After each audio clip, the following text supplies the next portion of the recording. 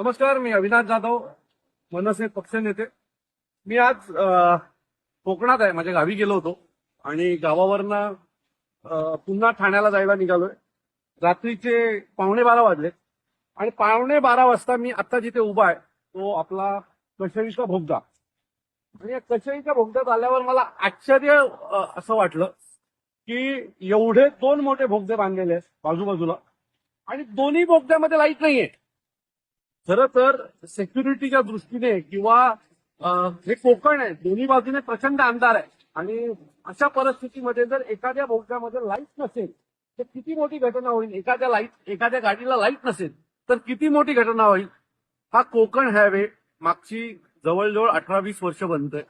या दरम्यान अनेक कोकणातल्या लोकांचा जीव गमवावा लागला, कोणाला त्याचे हात गमवावे लागले, कोणाला पाय गमवावे लागले. आता कुठेतरी ते थोड्याफार प्रमाणात झाल्याच्या नंतर देखील आता आज मी आल्याच्या नंतर मला इथे पाहतोय लाईटच नाहीये.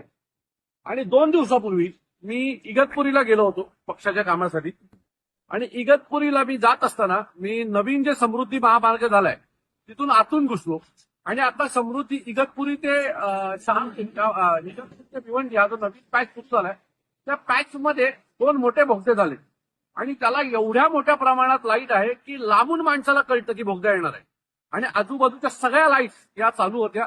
पण आमच्या कोकणाची जी काही परिस्थिती आहे, रस्त्यांची परिस्थिती, कोकणी माणसाची परिस्थिती आणि कोकणातल्या होणाऱ्या टनलची परिस्थिती ती अतिशय भयावह आहे.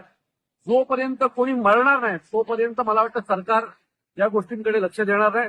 ही परिस्थिती अतिशय वाईट आहे. प्रचंड पाऊस आहे आणि या परिस्थितीत आम्ही थोडा पाऊस कमी झाल्याच्या नंतर थांबलो आणि हा व्हिडिओ बनवतोय.